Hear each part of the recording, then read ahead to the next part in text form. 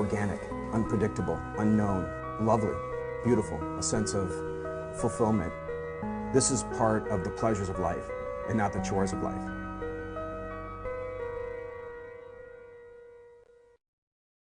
Coming up on Daily Iowan TV, University of Iowa officials announced a date for the groundbreaking of the UI's new residence hall today. Find out about what will be the first dorm built on campus since 1968. Also find out about one sorority's efforts to bring more attention to sexual abuse on campus. And in sports, see what worked for the Hawks in their win over the Leathernecks Tuesday night and what they're doing to prepare for their trip to Omaha this weekend. That's all coming your way next. Daily Iowan TV starts now. I'm Tom Brokaw. For more than 100 years now, the University of Iowa community has been waking up to the Daily Iowan. Today, it's the largest newsroom in eastern Iowa. And now you can see the news every night on Daily Iowan TV and get it anytime worldwide at dailyiowan.com.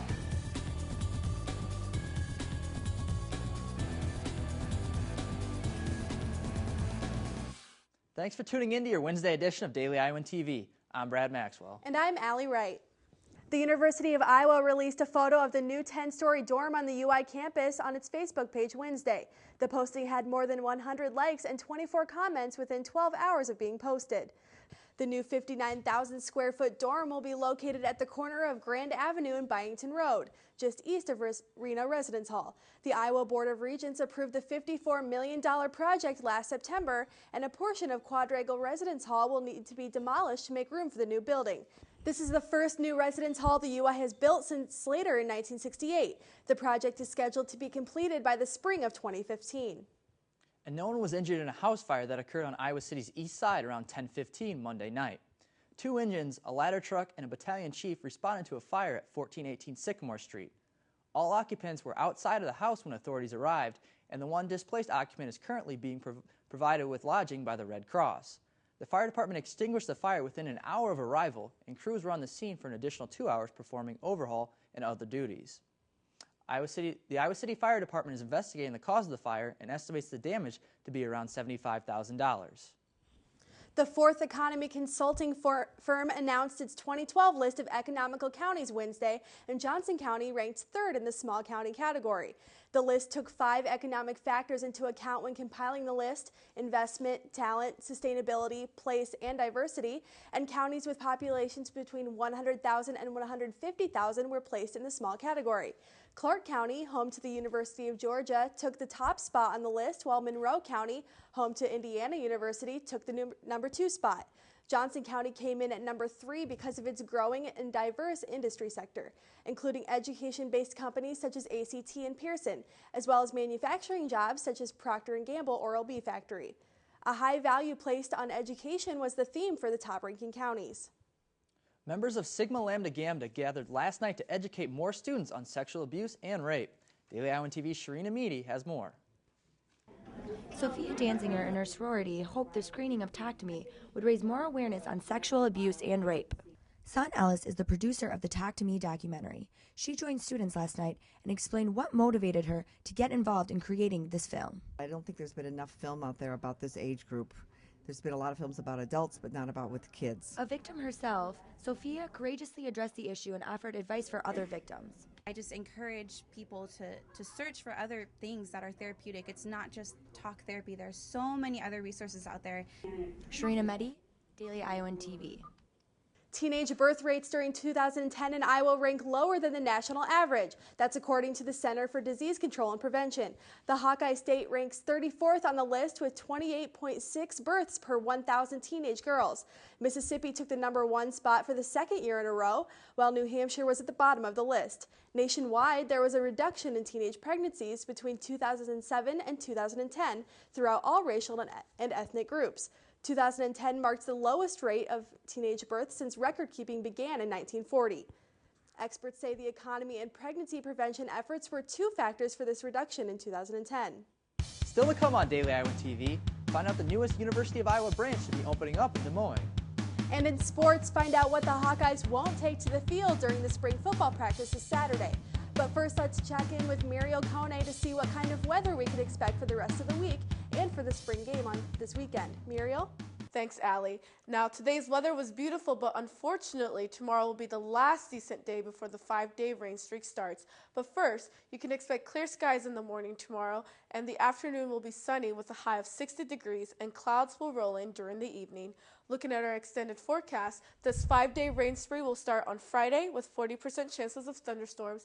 And as for the Iowa spring practice on Saturday, you can expect thunderstorms with highs in the low 70s. The storms will go through the weekend on Sunday and continue up until Wednesday next week.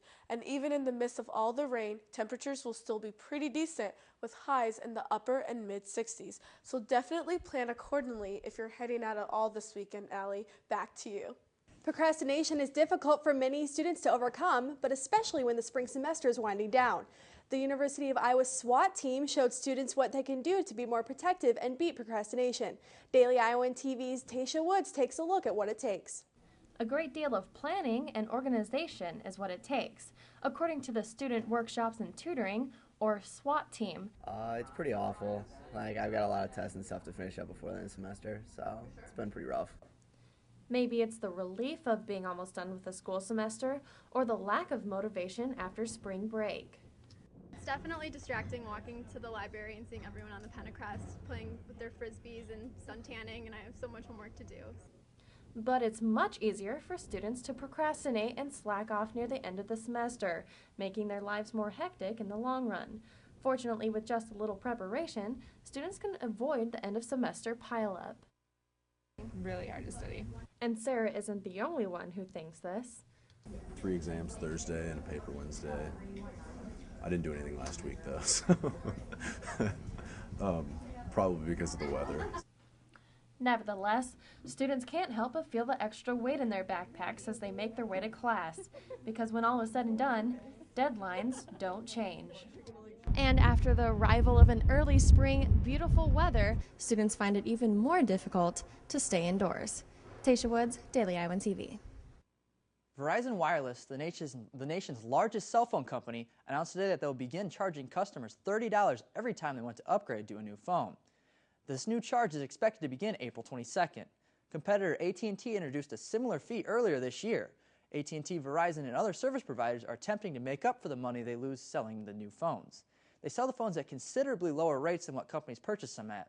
Smartphones are sold at the biggest loss. University of Iowa hospitals and clinics have been known to reach out and help communities well beyond Iowa City, and their services can be seen as far as southeast to northwest Iowa. But just last week, the UI signed an agreement that will land them their very first mini campus in Des Moines. Daily Iowan TV's Nick Rector has the story. The University of Iowa's hospital and clinics pride themselves on helping communities outside of Iowa City. Throughout the year, members of the UI's College of Medicine, Dentistry, Nursing, and Pharmacy all travel Iowa, giving Iowans medical help. Through these outreach programs, Iowans get proper medical attention and the students get much needed training. The UI has 283 clinics in 41 Iowa counties. 877 low-income children in Des Moines were treated by UI pediatric dentists. And in 2003 and 2004, the UI College of Medicine held almost 195,000 clinic visits outside of Iowa City. And the list goes on. Last week, the UI formalized an agreement to set up a mini branch campus in Des Moines for the UI's Carver College of Medicine. Now, students from the UI have been training in Des Moines for over 40 years now, but now the mini campus in Des Moines has become official. This year alone, 80 UI College of Medicine students are training in Des Moines. And Stephen Craig, who has been named the Assistant Dean for the College of Medicine, says the whole purpose of this program is to promote good undergraduate medical education while also helping the healthcare needs of Iowans. In the end, some may call it killing 2 birds with 1 stone. Other Iowans may call it a healthcare miracle. Nick Rector, Daily Iowan TV. And now let's see what's going on outside of Iowa. An 8.6 magnitude earthquake struck off the coast of the Indonesian island of Sumatra Wednesday, triggering a tsunami watch in the Indian Ocean. As of yet, there have been no reports of any deaths or major destruction. In 2004, a tsunami occurred in the same part of Indonesia, resulting in over 200,000 deaths across 14 countries. And more than $2 million of marijuana was found on a fishing boat that washed up along a Palm Beach shore Wednesday morning. When police arrived, they saw tracks in the sand going away from the boat, and authorities tracked this to a Fort Lauderdale man who they now have in custody. And George Zimmerman, the man who shot and killed unarmed Trayvon Martin on February 26th in Florida, is now being charged with second-degree murder for his involvement. Zimmerman surrendered to authorities on Wednesday. According to CNN, a charge of second-degree murder in Florida can carry a maximum sentence of life in prison. And now for your Hawkeye Sports Update, let's go to Lauren Moss. Lauren? All right, thanks, guys. Now, it looks like the Iowa football team is not finished dealing with injuries for this spring. Senior wide receiver Keenan Davis was not listed in the spring game depth chart due to a minor injury sustained in practice. Although the specifics of the injury were not released, the Cedar Rapids native is expected to make a full recovery in time for summer workouts. Also not listed is junior linebacker Shane DeBona. And in baseball, the Hawkeyes are back on track after their big win in the bottom of the ninth last night. The Iowa Hawkeyes were coming off a tough weekend in Nebraska, losing 2 of their 3 games coming into last night's matchup against Western Illinois. The Hawks went up in the bottom of the third, scoring 3 runs, and added to that in the bottom of the fourth with 2 more. Now Iowa hit a little bit of trouble in the top of the 6th when Western scored 6 runs, 4 of which came from a grand slam. But the Hawkeyes battled back in the bottom of the 9th with bases loaded. The last run was walked in. The final score was 8-7, Hawkeye victory. That's a good win. Anytime you win in the bottom 9th is huge. You know, it's a feel-good win. You know, tomorrow we got to come back to work. Tomorrow, Thursday, and Friday, and then prepare to play this weekend. The way that we played the first 5 innings, I was really happy with, and then to get back on our heels for a little bit, that was the part that we've got to stay away from. But you know, our guys feel pretty good right now. We feel a lot better walking out of the park today than we did on Sunday. And the Hawkeyes head to Omaha this weekend to take on South Dakota State and Creighton. And the NCAA Men's Gymnastics Committee released Tuesday that the Hawkeyes will be among 11 other teams competing in the 2012 National Collegiate Men's Gymnastics Qualifier next week. Iowa comes into the meet with the number 11 seed after placing 6th at the Big Ten Championships. The Hawks are looking for their first NCAA tournament appearance since 2008. Host school Oklahoma University is the number 1 seed, while 7 of the 12 competing teams are from the Big Ten. Competition begins at 2 p.m. on April 19th, so be sure to check that out. Brad and Allie, back to you. And before we leave you tonight, check this out. Matt Groening, creator of the longest-running animated series The Simpsons, finally came clean about the state in which the Simpson family lives. It's Groening's home state of Oregon. When the series began in 1989, residents in Eugene and Springfield, Oregon saw similarities between their town and the Springfield and The Simpsons, but mostly kept it to themselves. Several years ago, all 16 U.S. cities named Springfield were presented with a trophy resembling The Simpsons' infamous couch. But now the guessing about where the Simpsons live has finally come to an end. I've always wondered where the Simpsons were from, but now I have a place to visit, I guess. And only with Daily Iowan TV can you get a sneak peek at Thursday's print version of the Daily Iowan. Read about how Iowa may have a shortage in veterinarians.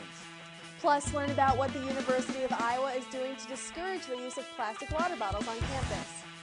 That's your latest edition of Daily Iowan TV. Be sure to check us out the same time tomorrow or anytime online at dailyiowan.com. Thanks for watching and have a great night.